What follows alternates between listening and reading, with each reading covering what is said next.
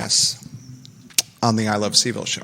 It's great to connect with you on the last day of February, 2 months into the calendar year. And I'll tell you, it's been a tumultuous month for the greater Charlottesville area, for the Central Virginia community. And just sit back and back of the napkin, let's list some of the challenges faced for the Charlottesville area in February alone. We'll start with some of the basics. How about snowstorms galore? Snowstorms keeping children from going to school. Having parents juggle schedules to figure out what they're going to do with their kids as roads were iced over and snowed over for days. Was it 3 snowstorms so far this year alone? This was was this the only week that kids were in school for the full 5 days so far in 2025? And think about the week the kids were in school for the full 5 days.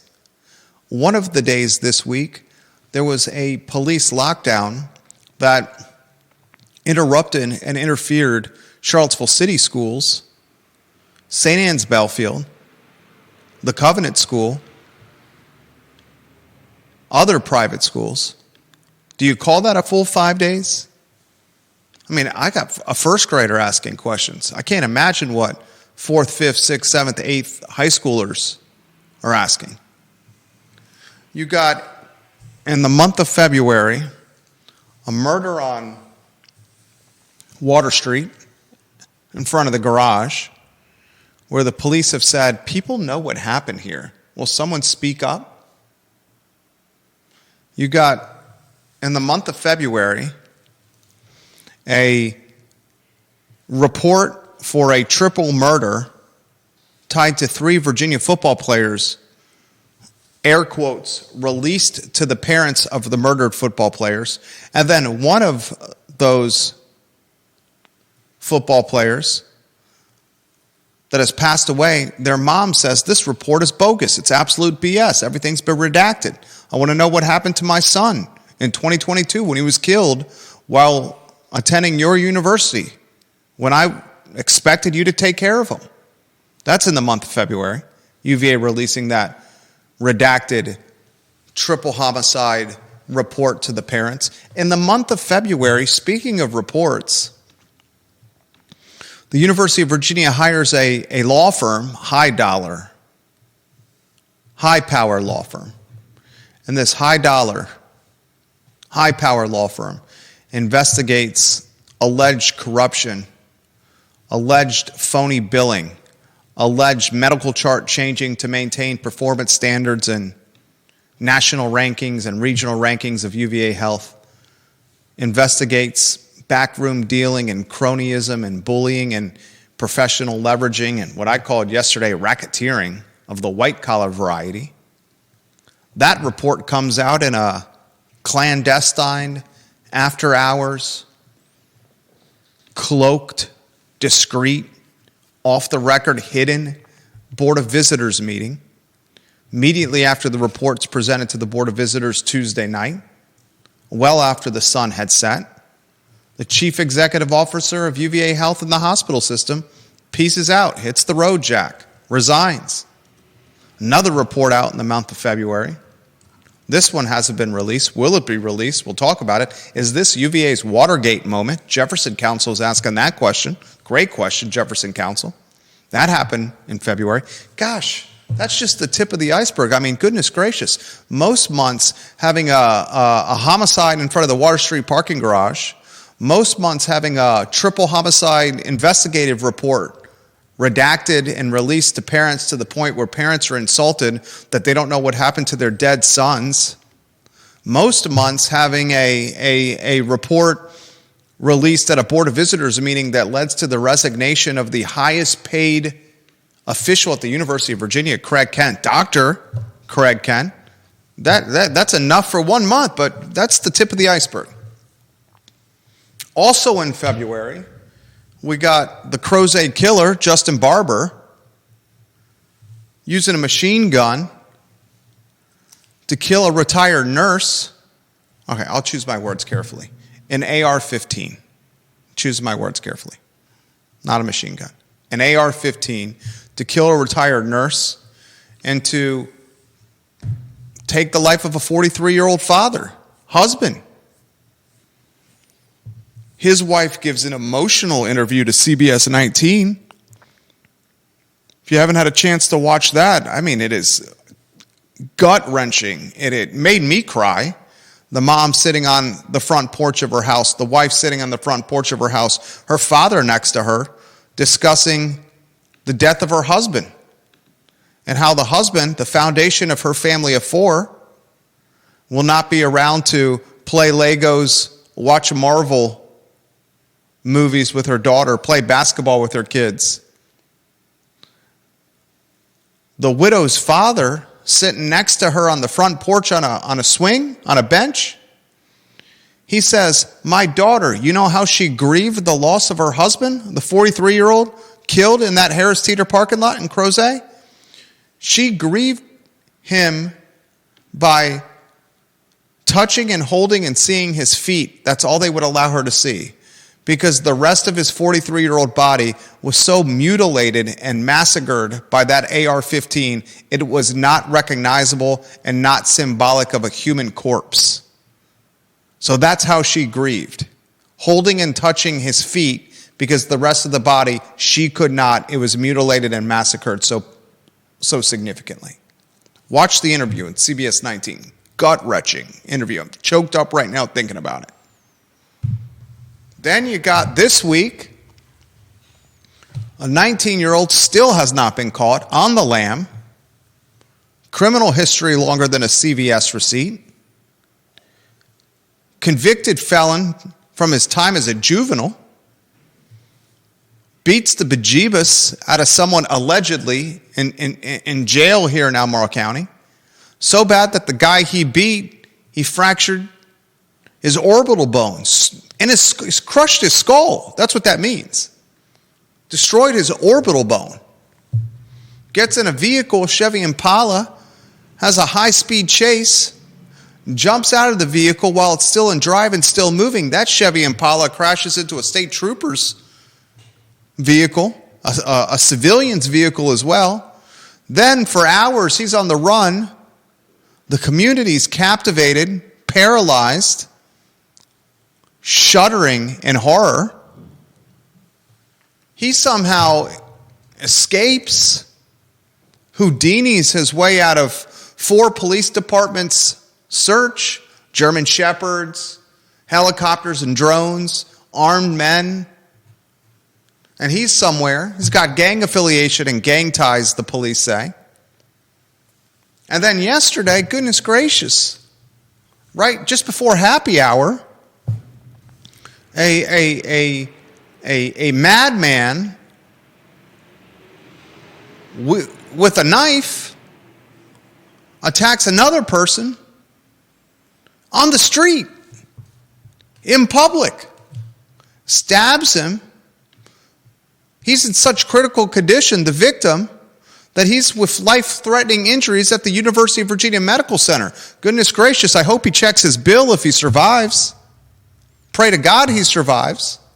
The same medical center that's under crossfire for phony billing people that are close to dying. Month of February, 2025. C'est la vie, Judah? C'est la vie already. Good riddance. So much to cover on the I Love CVille show on a Friday. We're going to have some very difficult conversations. Yesterday, Edward Conlon Lee, 44-year-old male, he's been charged with malicious wounding. Yesterday, just before happy hour, right before cocktail hour, police respond to the 100th block of Emmett Street for a stab to the victim's torso. Police sent out a text message alert, email alert, social media alert. Lockdown again. There's a man running in the city around the school and the university with a knife. He ditches some clothes to try to escape from the police. Eventually they catch him. He's in the slammer. And now people are asking this question. You know what the question they're asking, Judah Wickower? They're asking this question. 44-year-old Edward Conlon Lee, they're comparing and contrasting his lockdown, the protocols and procedures, with the lockdown protocols and procedures of earlier in the week, Nyeem Hill.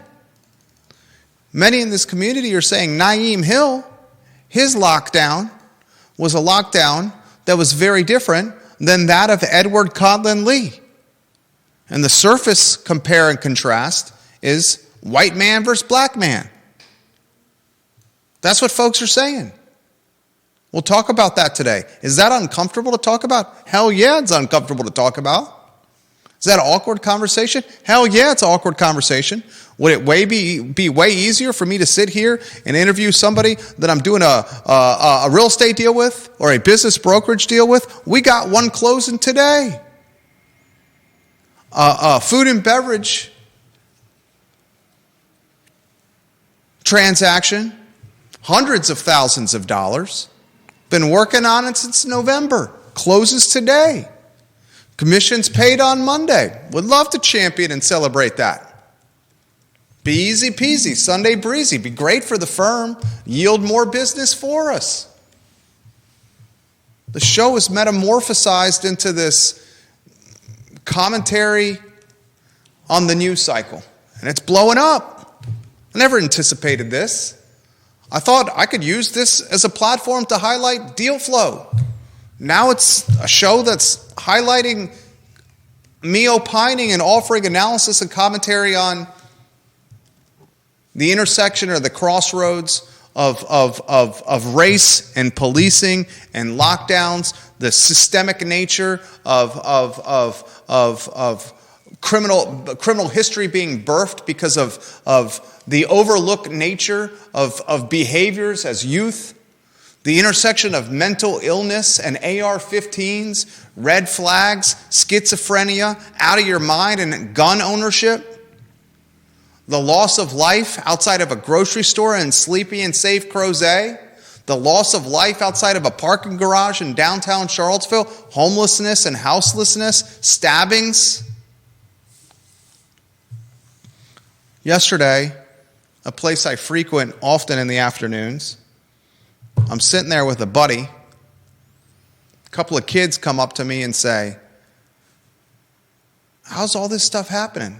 Fifth graders coming up to me and say, "Jerry, how's all this stuff happening in our town? What's going on here?" How do you answer the question of a fifth grader, two fifth graders that you see in a recreational setting, in a sports setting, coming up to you and asking, "Why is all this stuff happening where we live?" That was yesterday. Do you even answer that question when they're not your kids? Like, I sincerely have that question for the viewer and listener. Do I even answer that question when these are not my kids? Do I try to change the subject to sports, to recreation? And if I do that, they're intelligent enough to see through that. Do I offer a fluff answer only to get more peppered back with questions? Or do I really answer the question? And if I tried to answer the question, I would probably answer it like this.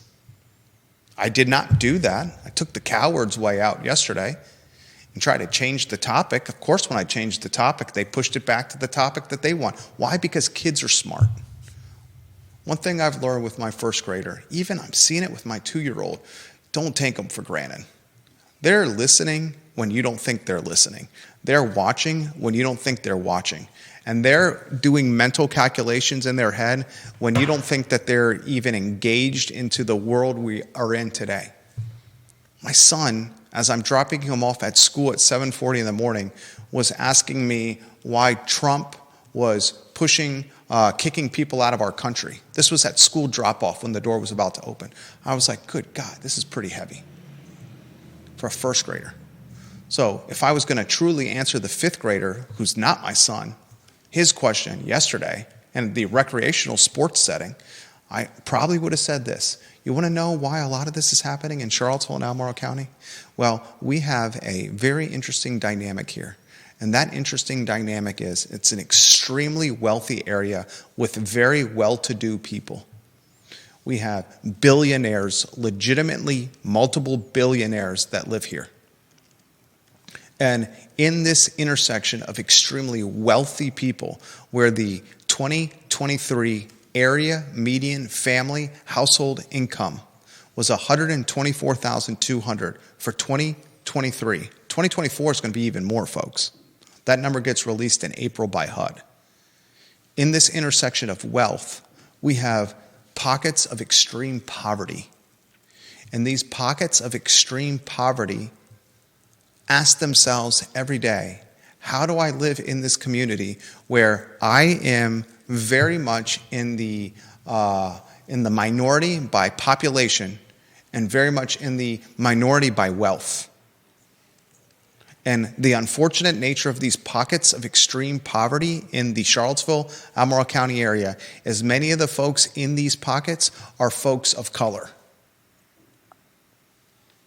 And that creates this dynamic of this intersection of race and wealth and policing and housing and government. All these nuanced elements that crescendo at the exact same time. And when they crescendo or they collide, sometimes we have collateral damage. And we've seen that in the last month. And the last month, we saw a man that was exhibiting mental health issues to the point where his sister and mother asked the Albemarle County Police to take his guns away. They said, we have no basis of doing that. He hasn't hurt anyone or he has not been arrested. He gets to keep his guns. That's his right as an American. Then he goes and kills 2 other people and has an arsenal of weapons in his vehicle looking to kill more outside of a Harris Teeter in Crozet. We have another person murdered outside the Water Street parking garage in downtown Charlottesville. And this week, we have a 19-year-old who's pretty much pissed most of his life away with what he's doing now. Once he's caught, best case scenario, he ends up behind bars. Worst case scenario, this ends in some kind of gunfire.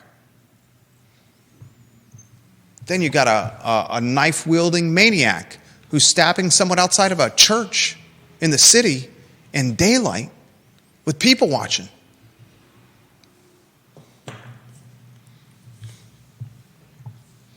I want to be open-minded and empathize with people. The older I've gotten, frankly, it was my wife and then the birth of our 2 sons has changed my outlook on a lot. Open-mindedness, more empathy. I want to empathize or ask this question. What would it be like if you were a 19-year-old black male named Nyeem Hill, and for the majority of your life, you've been bullied and overlooked and marginalized and ridiculed, growing up in poverty, the only role models you have in your life are tied to gangs and to violence and crime?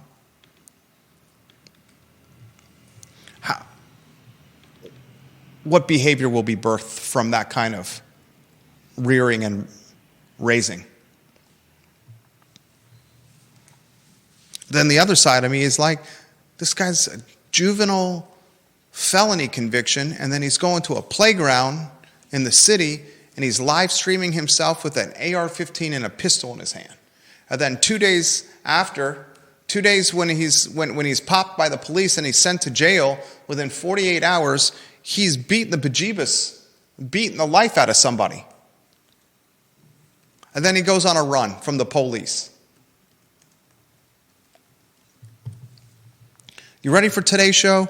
You ready for these types of questions? How about this type of question? Why don't we compare and contrast the lockdown, the protocols, and the procedures that happened yesterday afternoon with a 44-year-old Edward Conlon Lee, a white man, with the protocols and procedures that happened earlier in the week with a 19-year-old black man and Nyeem Hill? My answer may surprise you, and I'll give it to you on the show. How about a tough question? How about this question? Did systemic failures birth Nyeem Hill's criminal history, and did systemic failures birth the Crozet killer Justin Barbour's criminal history? How about this question? These unreleased reports from the University of Virginia, probably totaling $3 million in taxpayer-funded money. I'd say it's about close to $3 million. We know the first report was $1.5 million. Let's just use a rule of thumb. The second report also cost $1.5 million. Let's say it's $3 million total of taxpayer dollars with these reports. UVA doesn't release these reports. Is this UVA's Watergate moment? How's that for a question? Is this Richard Nixon and the tapes, Judah? Where's the deep throat? Yeah. Where's Woodard and Bernstein? Where's the conversation in the garage? How about this for a question? Does the Attorney General of Virginia, should he intervene? The Attorney General of Virginia. How about the Governor of Virginia, Glenn Youngkin? Should Glenn Youngkin and the Attorney General of Virginia intervene and say, hey, Virginia, hey, University of Virginia, you're our school. You want funding from us? Give the taxpayers the reports, even if that creates pink slips and more resignations and legal liability associated with phony billing practices and medical chart changing and cronyism and bullying and backroom dealing and white-collar racketeering. Are the reports not being released to protect men and women in power? Can I ask that question more succinctly, Judah? Are the two reports, the report associated with the murder of 3 Virginia football players and the injury of 2 others, 2 other UVA students, 3 football players murdered, 2 students injured, one of them a football player injured as well, and this white-collar racketeering at UVA Health, are these 2 reports not being released to protect power players? Is there any other reason that these reports would not be released? And then I somehow have to segue on this talk show into a Detroit-style pizza parlor is opening in Endzone Pizza north of town in the Forest Lakes Hollymead area. And then I'm going to somehow compare and contrast the Endzone Pizza opportunity for Andy Argod, friend of the program, talented basketball player for Greg Maynard's team, talented football player for Rick Verhoevac and the Almore High School Patriots at one time when he was a student here. Now a pizza genius, Detroit-style pizza genius. I'm going to compare and contrast the Endzone location to the Belmont pizza location and which was a better spot to open a pizzeria in. God.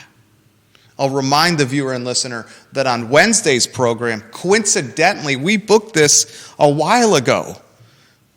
We have Jim Hingeley on the show, a man I have tremendous respect for. I have tremendous respect for the Albemarle County Commonwealth's attorney. Tremendous respect. The first term when he ran, he was gracious enough prior to winning the first term, coming on the I Love CVille Network and conversating with me and Judah. I've monikered him one of the best dressed men in Charlottesville and probably the best hat wearing guy in Charlottesville. The man pulls off a cap, a fedora, the Indiana Jones hat better than anyone in Albemarle County or Charlottesville City. Sincerely mean that. And just a good guy, fair guy, honest guy. Was Commonwealth Attorney Hingeley, this is a tough question, a question that I will ask Mr. Hingeley here, and I think he will say this is a fair question on Wednesday when I asked him. Did the University of Virginia use Mr. Hingeley with this report release timeline?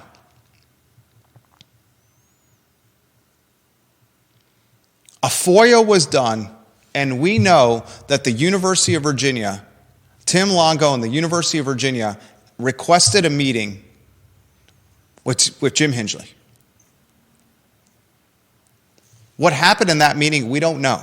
Interestingly, The FOIA that was done of the University of Virginia, Tim Longo and the University of Virginia, those details, that meeting request with Mr. Hingeley did not come up. It came up, however, when the FOIA was done on Hingeley's side, on Mr. Hingeley's side. Why didn't it come up on the UVA side? Do we not see this like Judah? Do we not see this like, and this is coming from somebody who effing bleeds orange and blue, who went to UVA, whose brother went to UVA, whose dad went to UVA, who grew up going to basketball and football games, who watches every single basketball game, every single football game, attends many football games, basketball games, watches baseball, watches lacrosse, watches squash, literally bleeds orange and blue. But I'm going to call a spade, okay, Judah? Here's a spade. Are we not seeing a laundry list of cover-ups and clandestine behavior here? Sadly. We're seeing a Tim Longo's side, UVA side getting FOIA'd, and they're not offering the details of a meeting that happened with Mr. Hingeley, the Commonwealth's attorney. Mm-hmm. And then a FOIA was done with Mr. Hingeley's side, and those details came out. Because Mr. Hingeley's a man of honesty and character. We're seeing reports redacted to the point where is her name? Her name is Happy Perry, right? Yeah. She's saying this report that they gave us is absolutely insulting to me and my family. Mm-hmm. I don't know what happened to my son when he was killed while you were supposed to be keeping him safe. I just want to know what happened to my son. You got the medical school cover-up. Do we know who ordered the state police to pepper spray the students in the pro-Palestine protest? We still don't know. We do not know, right? Do we know? No. Do we not have questions of who allowed Nazis to yield torches on A11 and A12? Do we know why on A11 and A12 there wasn't a shelter in place or a lockdown of the University of Virginia, and how Nazis were legitimately allowed to come to Charlottesville and yield torches and chant slurs and racist commentary against Jews and people of color? Let me ask you a sincere question, viewer and listener. Okay, you ready for this sincere question for the viewer and listener, okay? Imagine here, and I hope some of the folks that like to throw shade at me here in the activist community hear what I'm about to say. Are you ready for this, Judah? Yep. Explain to me how we can have a university and citywide lockdown with a 19-year-old black male who may or may not have a gun. And we have a citywide and university-wide lockdown. Schools interfered tremendously. And yet, on A11 and A12, we do not have a lockdown with Nazis and tiki torch bearing known Nazi supporters and Nazi bad actors by the dozens, if not hundreds, coming to this area. Can you help me understand that? Cool, the viewer and listener help me understand that. One man, 19, now his criminal history was significant. And I have said on this program yesterday that I thought the university and the city should have been locked down because we didn't want more murder and mayhem. But why was there not a lockdown, a shelter in place? Oh, no, you can't do that, with dozens, hundreds of Nazis and tiki torches and Nazi-like uniform and garb coming to the university and the city. And then the follow-up question is, put yourself in the shoes of somebody that has been historically marginalized, historically on the wrong side of the socioeconomic spectrum, living in housing that doesn't meet many of us our standards, and growing up in a community where the wealth gap, the wealth disparity is as significant as any. And then what would your behavior become? So much to cover on the program. That's just the Friday edition of the show. So I'll weave Judah Wickower in on a two-shot. We support Charlottesville Sanitary Supply, who's been in business for 60-plus years. Had a great conversation with John Vermillion earlier today.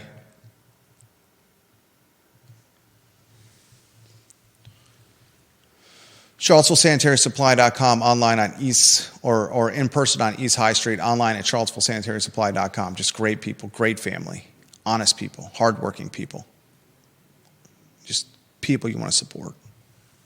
I'll weave a man that's a metronome of emotional consistency, Judah Wickower, into the show. You got many in the community that are saying the 2 lockdowns that have happened this week have been a microcosm of so many other elements that have wreaked havoc in our community. Is that statement fair with the first few lower thirds being put on screen? Yesterday's lockdown versus Nyeem Hill's lockdown. Compare and contrast the protocols, the messaging, the alerting, how they were done. I think there's something to be said for the lack of good communication. Sure, you could call the lockdowns communication of a sort, but the lack of actual information has left a lot of people questioning the effectiveness of the lockdowns, questioning whether more information would have been helpful to people, would have been helpful to younger people who are just hearing, we're in a lockdown. They don't know what's going on. And for adults, they also want more information. They want to know, is this... Tell us about the threat. Is it our lives, threatened? Tell us, has somebody been hurt? I think a lot of people were curious if this coming from UVA, whether there was another incident like the 2022 triple murder. Yeah. And when something like this goes on for hours. All right, I'm actually a very straightforward and pointed question here. Mm-hmm. The former mayor of Charlottesville, Nakia Walker, is alleging that the lockdown yesterday with 44-year-old Edwin Conlon Lee, who had a weapon on his person, a knife, who stabbed a person, actually hurt a person, to a point where this person's in life-threatening condition at UVA Hospital. So here you have a 44-year-old white male with a knife in his possession, on his hand, stabs someone, that person injured in the hospital. That lockdown versus the lockdown earlier this week of a 19-year-old black male did not hurt anyone. Right. And this... No proof he had a weapon. No proof he had a weapon. Did not hurt anyone. Yes, he ran from the police. Yes, he jumped out of a moving vehicle. Yes, that moving vehicle he was driving crashed into a state trooper's vehicle and into an innocent bystander's vehicle, a civilian's vehicle. But no injury of person. Right. No proof that there was a weapon on his person. She is alleging that, in words that she's put on social media, the chief of police in Charlottesville is playing Call of Duty with young black men. The police chief in Charlottesville? Her words. I'm not sure how she's bringing him into this at all, but is there any justification for her accusation? Her justification for her accusation is race. There were lockdowns for both of them. I don't understand. I'm not even sure I get what she's trying to to say. Okay, this is what I'll say. Succinctly, I find myself on the opposite end of her perspective again.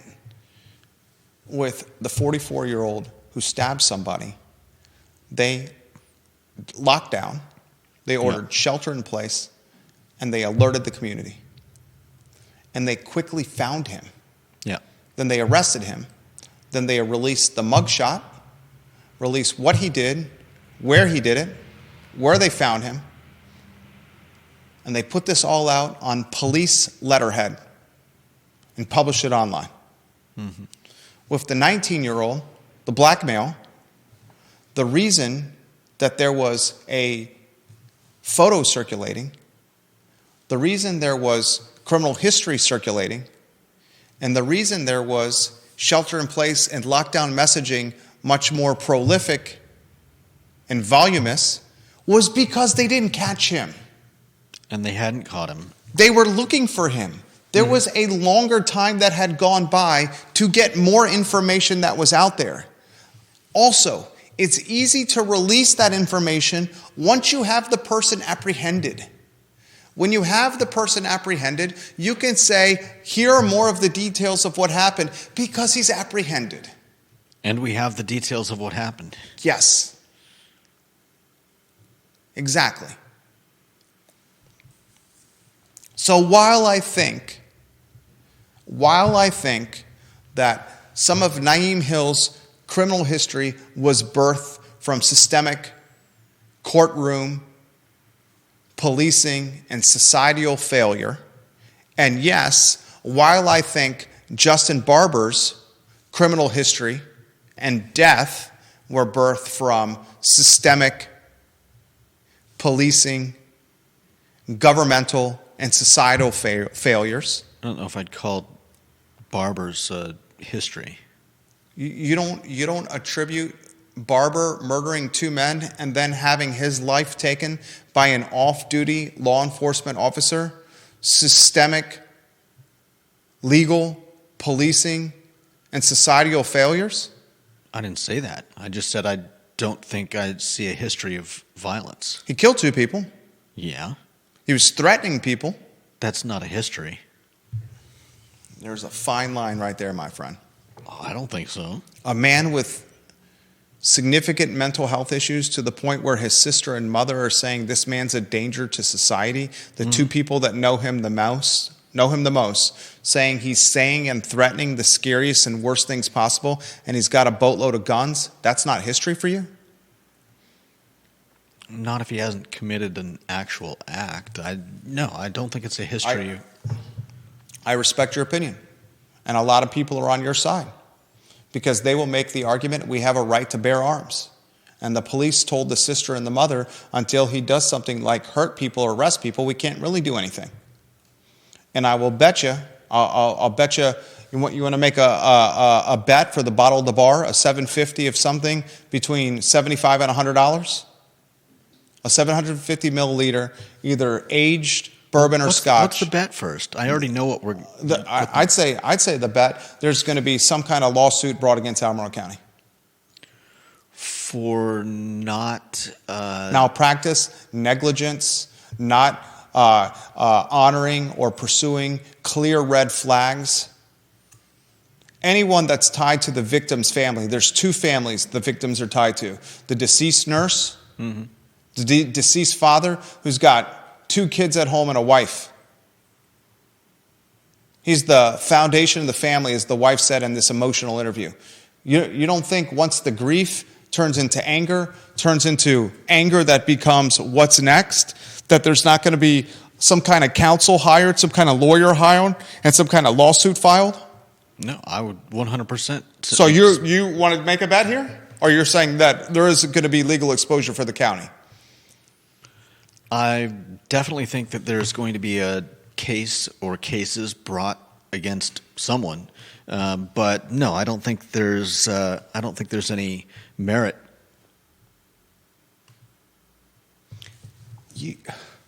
Wow. There's a difference between. Hold on. There's a difference between merit And in courtrooms and in legal settings, it's not justice that always prevails. Right. What often prevails is the hedge of exposure and additional risk. And if I'm the county and a lawsuit comes against the police or the county as a whole, I got to start reading the tea leaves in the cards. And the tea leaves in the cards say, widowed mother of two who lost her husband, the bread earner of the family, the foundation of the family, in a gun attack in a parking lot at the hands of another county resident whose sister and mother papered and documented the trail and said, we had warned the police multiple times that he had guns and he was going to hurt people. At that point, if you're any kind of counsel acting on behalf of the county, you say, you settle this and you do not allow this to go any further. You settle this any way you can. You give them what they want, portion of they want. You don't want this to go into a public court type of setting. Because in that setting, you have a widowed mother of two, an unnamed entity on either sides of the aisle. And the unnamed entity comes across as heartless, merciless. The unnamed entity? The county of Albemarle. It's a jurisdiction. It's an entity. It's not a human. It's not a widow with two kids that lost a husband. Right. I'm going to push back on the narrative that the lockdown that happened yesterday versus the lockdown that happened earlier in the week was a microcosm of how race is handled. I don't buy that. I don't either. I don't buy that. I still think the lockdown for Nyeem Hill was excessive. Probably, most likely, not in any way necessary. We got a lot of pushback when I said that before, but I think the lockdown was far more appropriate for what happened yesterday than for Nyeem Hill. Viewers and listeners, let us know your thoughts at the feed. I'm going to relay them live on air. We'll go to number one in the family first, Deep Throat. His photo on screen. He says, from my perspective, the protocols seem the same for both lockdowns. Panic texts, and my kids and I get a shelter-in-place notification. He then says, maybe some of your viewers who do law in this area can chime in, but I would imagine that the Craig Kent report in particular, will end up in discovery in any malpractice case that anybody files against UVA health system. No doubt. He says, I think qualified immunity means that anybody going after Albemarle County, whether police, judicial system, or otherwise, will have an almost impossible hill to climb. And he says, the Supreme Court has said that police have no duty to protect any specific person. And he highlights Castle Rock versus Gonzalez. Deep Throat. It's good stuff. John Blair, number two in the family. Jerry, it is so odd because I was thinking about this when I showered this morning. Truly, the I Love CVille show in 2025 has barely been able to talk land use or real estate compared to years past. I mean, normally the violent Crown situation, what happened with Dewberry offers, would be weeks worth of discussion. It is crazy how much it's been about UVA and crime this year, not a complaint, just an observation. He's right. Yeah. And he says, I mean, this week, SCOTUS issued an opinion about John Dewberry's holdings, and you haven't had a second to even talk about it. He's right. I saw it, and I haven't. Yeah. He's right. Mm-hmm. How about this topic that's flowing under the radar? In the Jack Jewett district of Albemarle County, there's a candidate that's running to replace Diantha McKeel, who's not going to run again. She's been on the Board of Supervisors for 3 terms, Diantha McKeel. And in the Jack Jewett district, there's a candidate, and I believe her name is, I'm just going to confirm here, Sally Duncan. Sally Duncan is a candidate that's running for the Board of Supervisors. And on her website, which she has up, on her policy page, she's explicitly calling for the expansion of the developmental area in Albemarle County.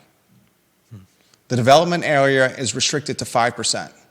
Any other day, any other week, the lead of the program would be Albemarle County candidate running Sally Duncan, backed by Livable Charlottesville and activists in the city, pro-housing affordability, pro-density, pro-growth champions in the city, now infiltrating and influencing county politics, platforming, endorsing, backing a candidate that's a tenant, a renter. Neil Williamson said, his words, not mine, the president of the Free Enterprise Forum that covers this closer than anyone I know, said he says in his entire time of covering government, he's never seen anyone in the Albemarle County Board of Supervisors that's been a renter. John Blair makes the reference, after I say that weeks ago from Neil Williamson, that maybe Chris Dumler, who I think was living in the town of Scottsville at the time, certainly represented the Scottsville district, got in some trouble tied to sexual behavior. You guys can look it up and research it yourself. John believes that Chris was a tenant, was a renter. So here you have a candidate in Sally Duncan that if she should win, now she has opposition, but if she should win in my district, Jack Jewett district, much of Ivy, she could potentially partner with Michael Pruitt with ideology. And there's another seat up for grabs.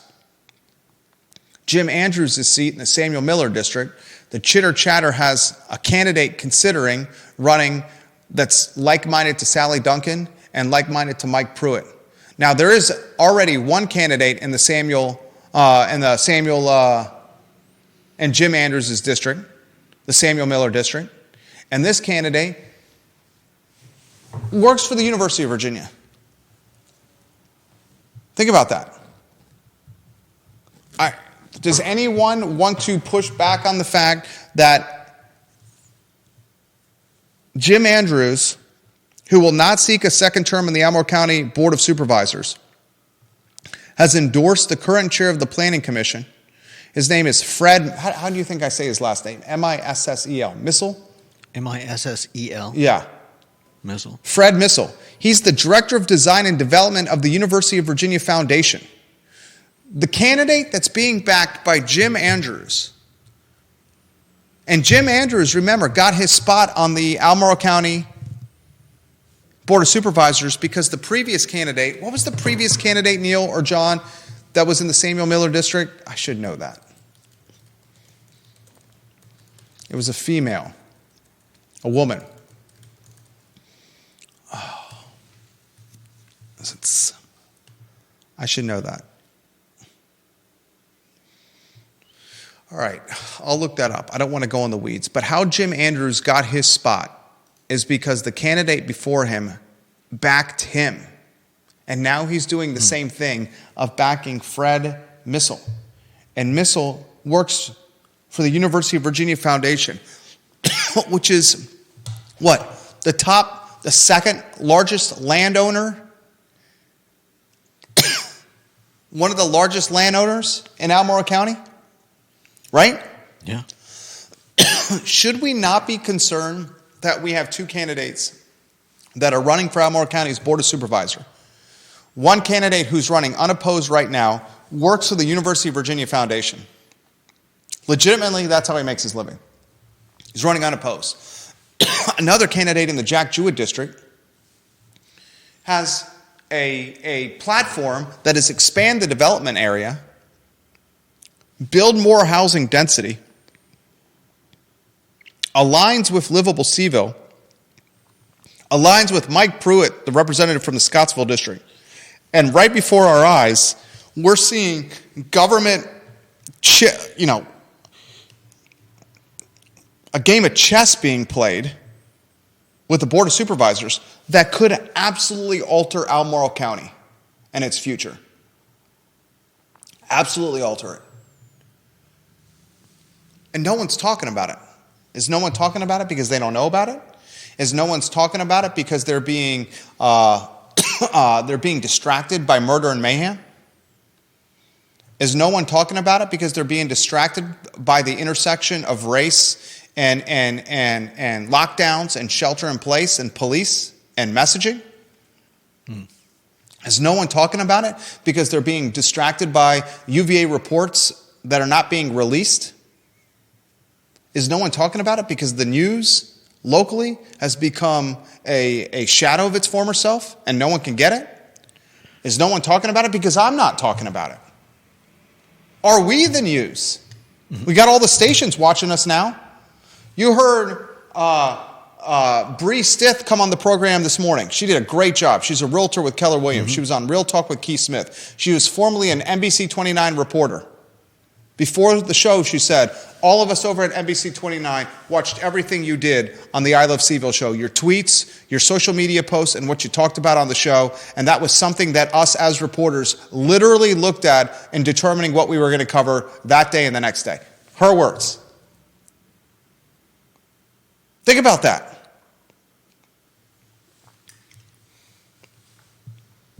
Crazy times. We live in a crazy effing world. No doubt about that. Georgia Gilmer. Regarding August 11th and August 12th, Georgia Gilmer, if you got her photo on screen.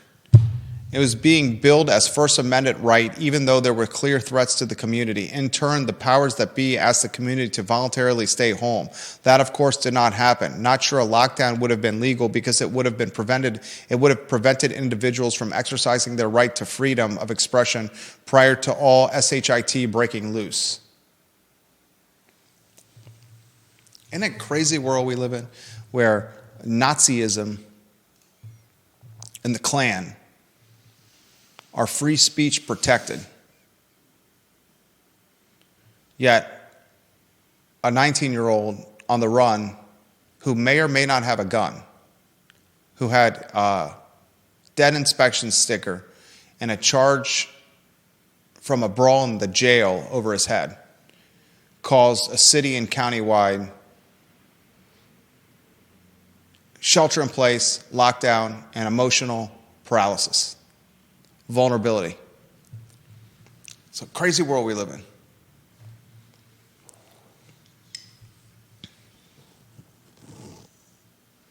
Jason Noble says this: hell yes, the Attorney General and the Governor of Virginia should do exactly what you said, Jerry, and force the release of the reports to the public. And they should say, if you don't release the reports, we're going to leverage funding against you, UVA. Yeah. And he also says, I think we also observed that a car can kill someone just as easily as a gun. I would imagine that's a reference to Heather Heyer, unfortunately. And Fields, that was the guy's name that drove the Dodge Charger into a flock of people. Yeah. And he says, Nyeem Hill was being more reckless and 100% endangered lives.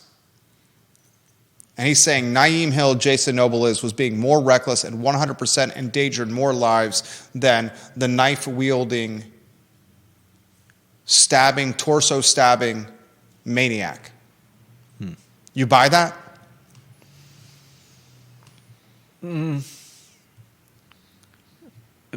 You could potentially say that was true about his reckless drive to escape the police, but once he jumped out of the car, is that still applicable? That's a great question. Liz Palmer, thank you, John Blair. Samuel Miller District, God, I love you, John Blair. Give you a hug right now, fist bump for sure. Liz Palmer endorsed Jim Andrews. Jim Andrews, because of Liz Palmer's endorsement in the Samuel Miller District, John lives in that district. He gets an unopposed race. He wins. Now Jim Andrews is doing what Liz Palmer did for him and endorsing someone that works for the UVA Foundation. Does anyone ask questions in this community? We have a candidate for one of 6 spots in the Board of Supervisors that works for the UVA Foundation. That's going to help determine the intersection of development, a $600+ million budget, and how UVA and Albemarle County can coexist.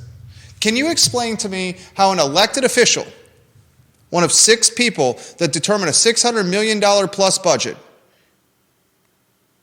can, without bias, offer his yes vote or no vote on anything tied to the University of Virginia in Albemarle County? Would he not have to recuse himself on everything? Does Brian Pinkston not have to recuse himself on everything? He gets a paycheck from UVA. Who is asking these questions? Are we the only ones asking these questions? What the hell is going on?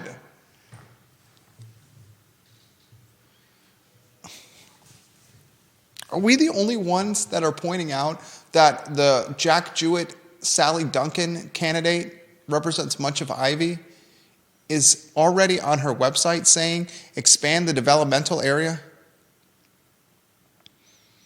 If people actually knew that, would she win? I wonder how many of the average Albemarle County residents understand what's behind that question. Okay, you're saying I need to put it more succinctly? No, I'm saying expand the developmental area means more housing will be built in Albemarle County. There will be more houses. There will be more traffic. There will be more strain on infrastructure, more strain on fire and rescue, more strain on water, more strain on schools, more kids learning in trailers at schools. Is that more straightforward? That's definitely more straightforward. More damming of the environment because more vehicles on the road. More traffic incidents. More collisions. Has anyone spent a day driving from Keswick or Barborsville through Pantops to the city of Charlottesville?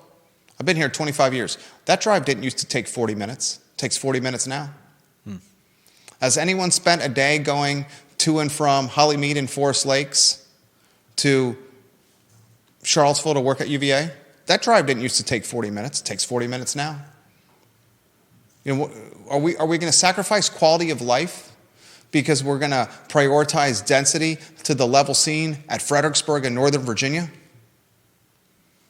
One of the reasons people choose to make Albemarle County home is the preservation of green space. One of the things I like about Chris Fairchild, the Fluvanna County Board of Supervisor, friend of the program, love Chris Fairchild. Hope Chris Fairchild hears this. Hope Chris Fairchild hears this. You know what I like about people like Chris Fairchild? You know, this came up when we were at a dinner with family, with friends of ours. And the other couple that we were sitting across at the alley light said, you know what we like about you, Jerry? Same thing I like about Chris Fairchild. This is what she said, the other couple. She said, you know exactly who you are. Don't care what other people think about you. This is who you are, and you're not going to change. And we know who you are and what you stand for. And we can agree to disagree if we need to. But you are who you are. And that makes you somebody I like. Same thing with Fairchild. Yeah. Fairchild, preservation of green space. Fairchild, keep Fluvanna County rural. Fairchild, anti-development. Fairchild, pro-business. That's not really materializing into anything Fluvanna County. I'm sorry, Chris. The anti-development certainly is. Me? You want to know what I stand for when it comes to Albemarle County? Here's me, Albemarle County in a nutshell. Ready, Judah?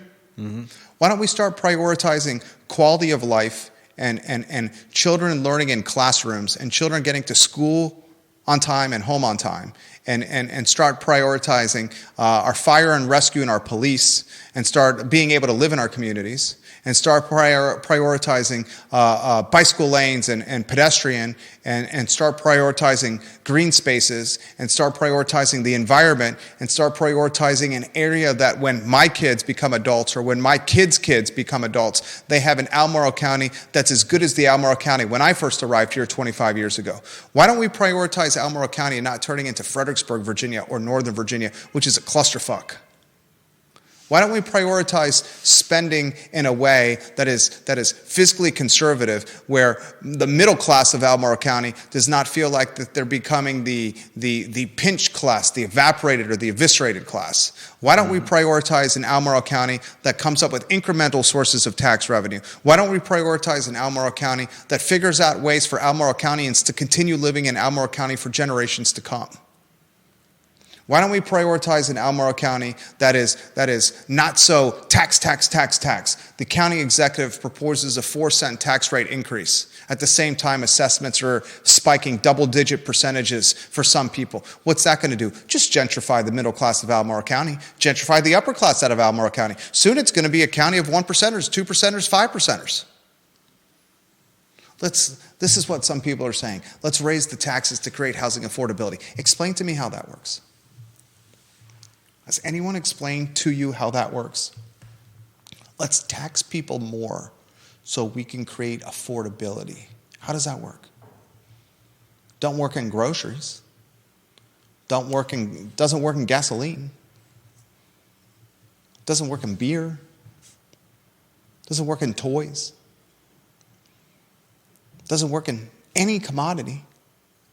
Charge people more. What are they going to do? They're going to buy less. Charge people more on housing. What are they going to do? They're going to sell their houses. And you know who they're going to sell them to? People who can afford them. Not people who can't afford them right now. People who can't afford them right now aren't going to buy them tomorrow. They can't afford them right now. Tomorrow they're more expensive. You got a game of 3-card monte. A dude with a cardboard box on a Big Apple corner trying to hustle you out of the money in your pocket with a little red ball under some solo cups and asking you to find the ball or find the ace of spades with 3 cards on the cardboard box. Crazy world we live in.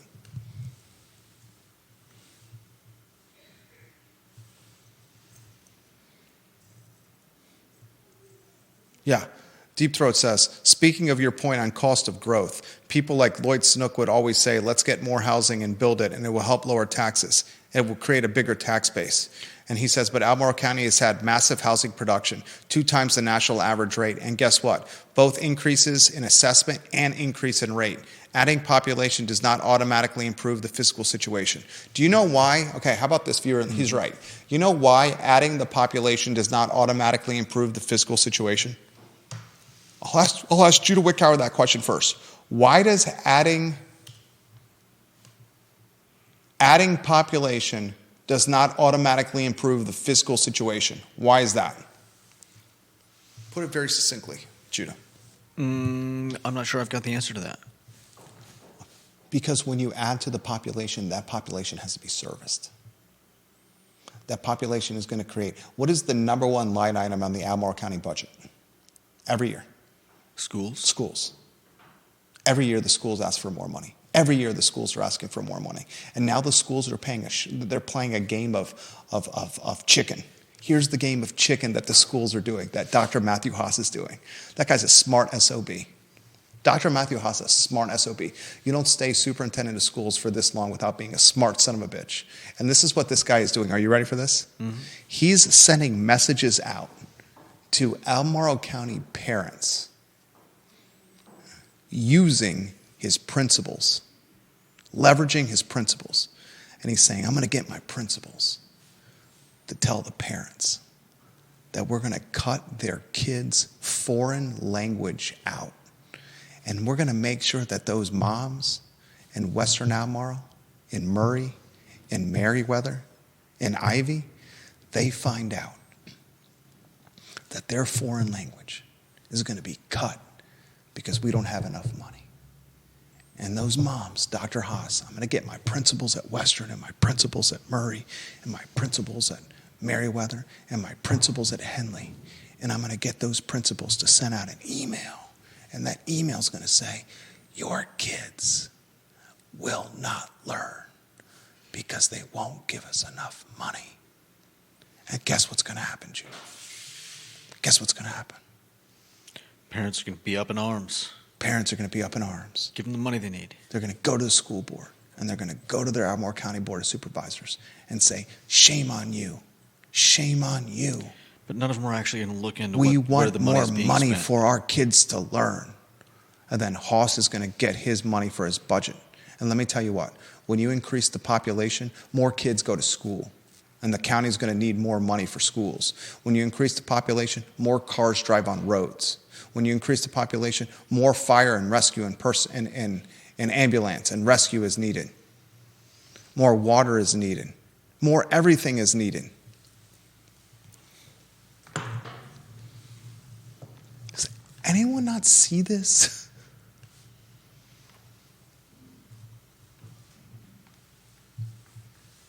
Juan Sarmiento watching the program. The Nyeem Hill incident was UVA police, was it not? Did Virginia State Police and Charlottesville Police Department assist them? Yes, Mr. Sarmiento, there was 4 police departments assisting. And Juan Sarmiento says, I am so glad Nakaya Walker is no longer the mayor. Juan Sarmiento says, what a cancer she is.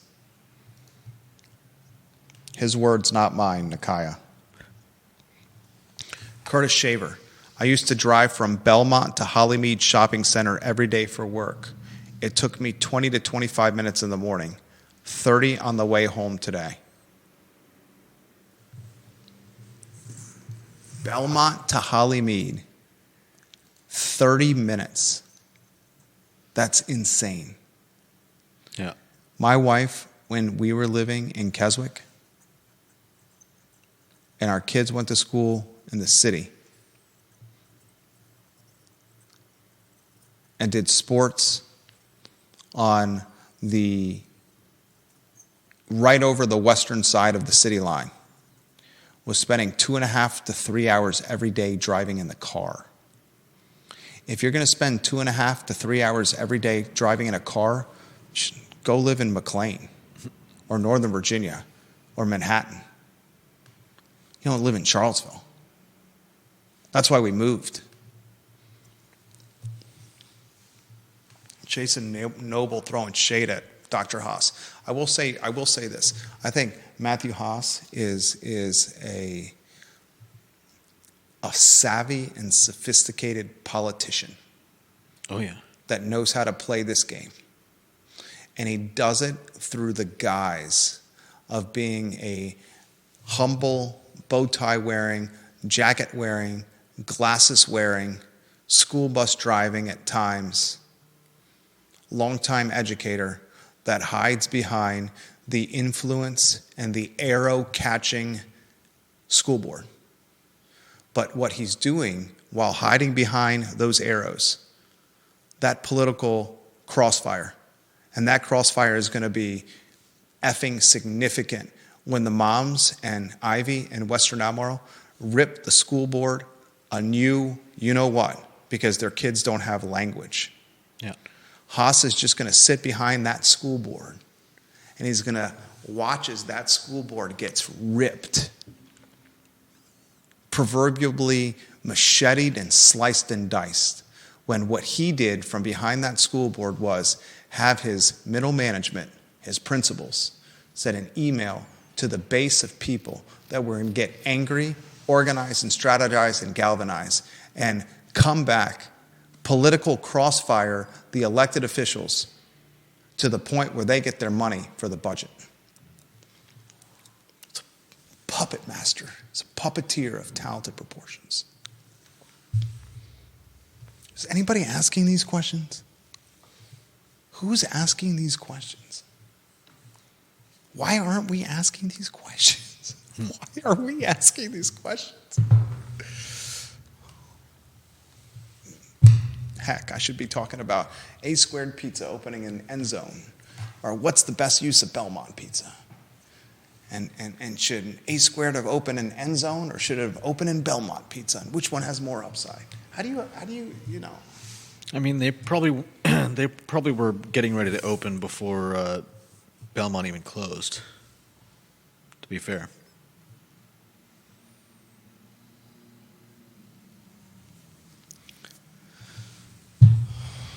No, you're right. He had no idea. He had no idea. He had no idea. It was shocked everybody, right? It's just fodder for a talk show. Mm-hmm. Which pizza location has the better upside? Yeah.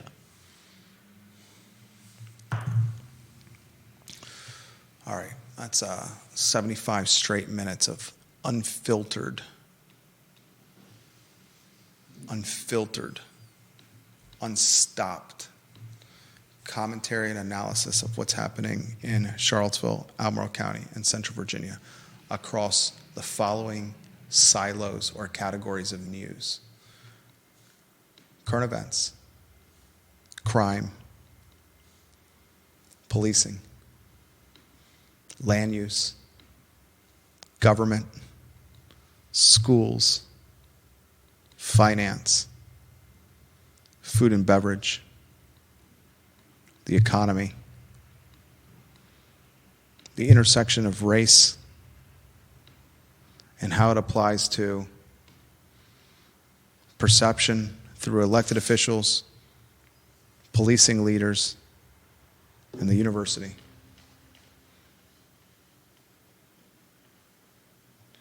We added a bit of history with Watergate and Richard Nixon and the tapes. We included conspiracy and white-collar racketeering. No one else is doing that. Not in a 300,000 person market. There's no one else giving you that. Judah Wickower kicks some ass today. My name is Jerry Miller. This is the I Love CVille Show.